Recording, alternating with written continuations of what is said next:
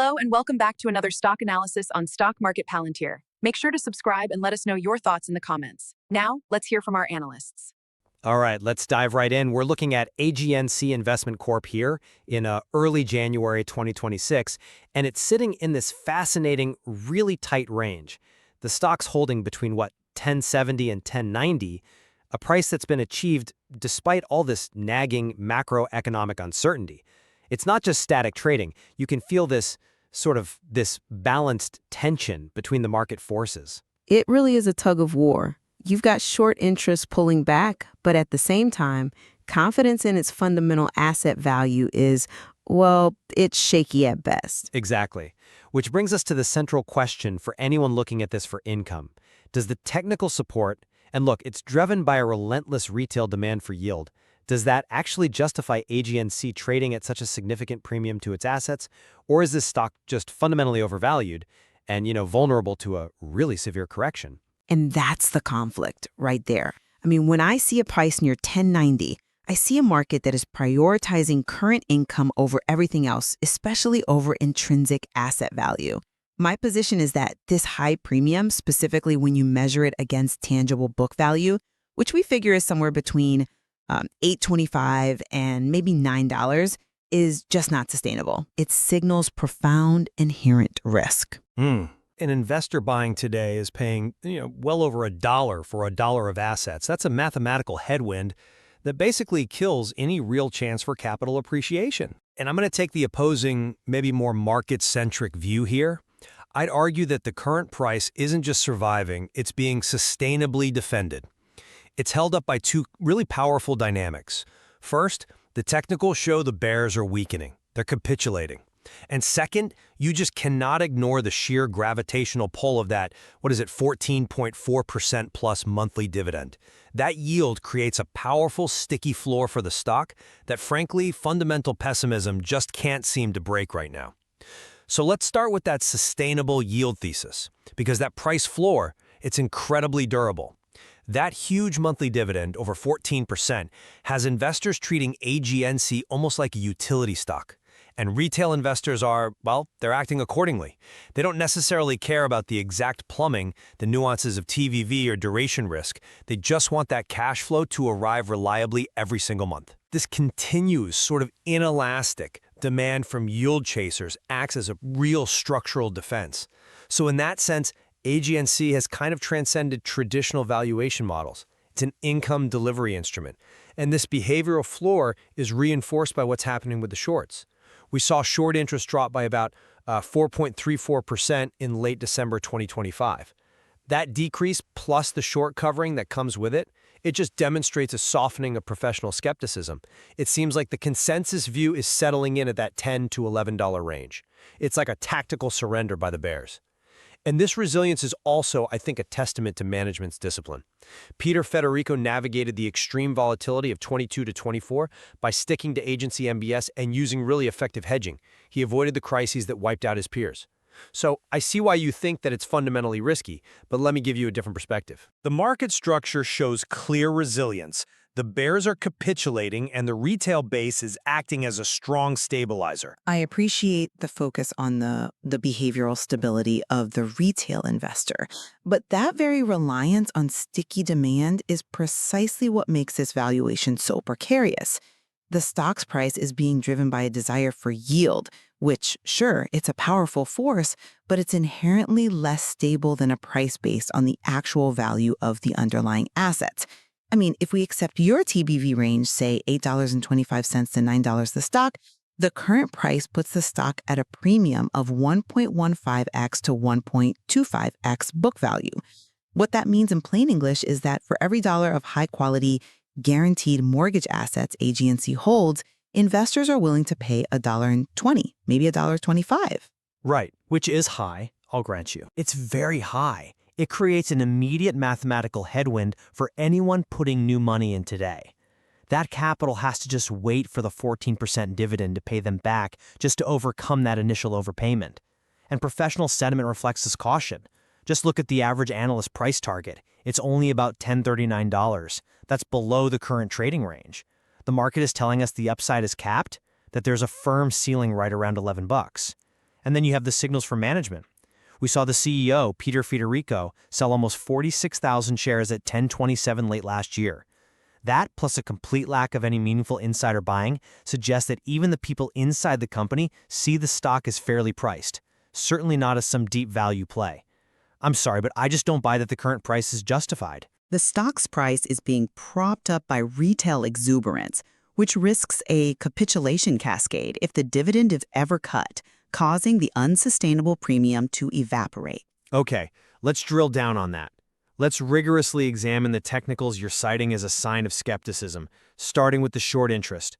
You're right, skepticism exists, but the structure suggests the short position is neither crowded nor dangerous to the stock's stability. I mean, total short interest is moderate, sitting around, 5.5 to 5.8% of the float? For a highly leveraged M rate, a sector that is often heavily shorted, that is actually pretty benign. If that number were closer to 15 or 20%, we'd be having a very different conversation. But the most important metric here is liquidity. The days to cover ratio, it's between 3.47 and 4.06 days. This is crucial. It means the stock is incredibly liquid, which prevents those violent, self-fulfilling short squeeze events. The trend is clear. Bears are taking profits, and that reduction in conviction is a positive technical sign. I agree that a visible squeeze is unlikely with that low days to cover, but we can't ignore the deeper institutional layer of skepticism. This is where we need to look at the structure. That high off-exchange short volume ratio, it's around 46.37%, tells a much more cautious story. Let's break that down. It means nearly half of all the shorting is happening in so-called dark pools. These are private marketplaces used by big institutions. So it effectively masks the true depth of professional selling pressure from the average retail investor looking at public volumes. And for institutions, this isn't necessarily a bet that AGNC will implode. It's often a sophisticated hedging tool against their macro duration strategies. But that's the point. The fact that nearly half the skepticism is institutional and non-directional just reinforces that sophisticated money sees AGNC as a primary instrument for balancing risk, not as a standout asset that's going to appreciate. And that discussion of hedging leads us right to the biggest risk, duration exposure. Your defense of the stock's liquidity feels a bit illusory when you consider the existential threat from the 10-year Treasury yield. AGNC's stability rests on a knife's edge. Its whole portfolio is exquisitely sensitive to moves in the long end of the curve. Yes, the Fed's pivot helps the net interest spread by lowering repo rates, the company's cost of funds. But AGNC's book value is dictated by the 10-year yield. If inflation even hints at reigniting and that 10-year moves back toward 5%, the portfolio's value will erode, and it will erode rapidly, no matter what the Fed's doing with short-term rates.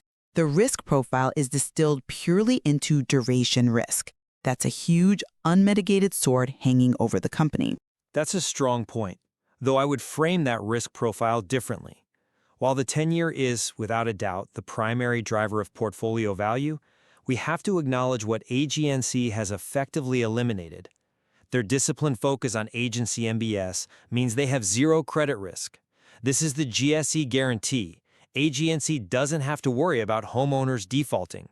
So the risk is concentrated, yes, in duration, but because it's concentrated, it's also highly manageable through professional hedging, which they've proven they can do. And the Fed's pivot isn't just a minor tailwind, it directly improves the net interest spread.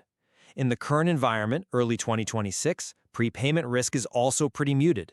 So the major operational risk is spread widening, which is a basis risk they actively manage. They are specialists in hedging this exact type of risk, and the market, I think, recognizes and pays for that specialization. And let's circle back to the insider signals, because you presented the CEO sale as this big cautionary flag. We have to put Peter Federico's sale of, almost 46,000 shares at $10.27. We have to put that in proper scale. That sale was a non-event. It represented a mere 2.86% reduction of his total direct ownership. For an executive, selling less than 3% of your position that's just liquidity management. It's a tax bill, a personal expense. It is not a signal of abandonment. He still holds over 97% of his equity. To interpret that minimal reduction as some major bearish signal just seems overly dramatic. A non-event. I'm not convinced by that line of reasoning. Because the absence of buying is maybe more telling than the small scale of the sale. If the management team genuinely believed the stock was robustly undervalued and destined for massive capital appreciation, say back towards its pre-2022 highs, we would logically expect to see some open market purchases, but there are none. This supports the thesis that the stock is at best fairly priced. And when you couple that with the analyst consensus topping out at that $11 ceiling, it's clear that both professional money and management see very limited capital upside from here. If you are buying AGNC today, you are buying the yield, period. And that lack of capital appreciation brings us to comparative performance, which completely undermines the argument for this high premium. If we're paying a premium because AGNC is some perceived blue-chip pure play on agency MBS, we should expect superior performance, right? That's a fair point. Yet the data suggests the opposite. Look at a peer like NLY, which uses mortgage servicing rights, or MSRs, in its portfolio. MSRs act as a natural hedge. When rates rise, the value of MSRs goes up, offsetting the bond losses. And using that approach, NLY actually outperformed AGNC over the last 12 months. NLY delivered a total return of about plus 22% versus AGNC's plus 16%. So despite NLY's better performance and its defensive hedge, AGNC still trades at a significantly higher premium, about 1.20x book versus NLY's 1.05x to 1.10x. The market is demonstrably overpaying for AGNC's structure relative to its closest peer. That's a compelling argument based on trailing returns, but have you considered that the higher premium reflects the market's conscious preference for purity and the lowest possible credit risk right now? That 1.20x premium isn't an overpayment. It's the price of perceived blue-chip safety in a market that is still dealing with immense credit stress. In early 2026, the market is intensely risk-averse. Just look at something like Blackstone Mortgage Trust BXMT, which trades at a huge discount to book because of the crisis in commercial real estate. AGNC's pure play focus on government-guaranteed assets completely eliminates that credit risk. And that purity, that insulation from default risk, is exactly what the market is willing to pay a premium for in these uncertain times. But that premium for purity only holds if the dividend is secure. And while you cite the elimination of credit risk, you're ignoring the heightened duration risk that replaces it. To sustain that yield, the company has to manage an exceptionally tight spread. The second the 10-year yield spikes unexpectedly, AGNC's book value takes a massive hit, which erodes the very base that supports that dividend. The pure play strategy simplifies the risk, but it also concentrates it.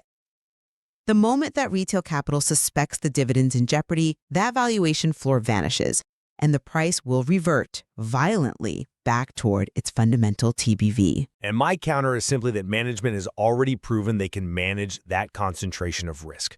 They survived the worst hiking cycle in decades without a disaster. That proven resilience is priced into the premium. The stability of the dividend, supported by the improving NIS, it maintains that sticky retail floor. The trading volume we've seen in this tight range confirms that this floor is being actively tested, but it is not being broken. The resilience is structural. So to summarize my position, AGNC is a functionally rock-solid income stock. Its valuation is sustainably defended by powerful, observable technicals, low downside volatility, and that robust floor from retail yield capital. The receding short interest is a positive sign. While duration risk is the key variable to watch, management's resilience warrants holding the stock for its substantial income stream. And I'll reiterate that while the company is structurally sound and well-run, it is fundamentally fully valued, if not slightly expensive. New capital is at a mathematical disadvantage. That 1.15x to 1.25x premium is a headwind. The real acute risk is that inevitable price correction, that capitulation cascade, if book value erosion accelerates, or if the dividend itself is ever credibly threatened. I think this discussion really highlights a clear dichotomy in the material. AGNC serves as an excellent hold for income investors. That 14% yield is nothing to sneeze at, but that position absolutely requires active risk management focused almost entirely on the 10-year Treasury. Precisely. Both positions are credible. It just depends on your time horizon and your tolerance for pure duration risk. The debate confirms the gap between price and assets is vast, which means that further meticulous exploration of the precise quarterly calculation of tangible book value well, that's going to remain critical for any serious investor here. If you enjoyed this video, subscribe to the Stock Market Palantir channel for more stock reviews like this. Thanks for watching, and see you next video.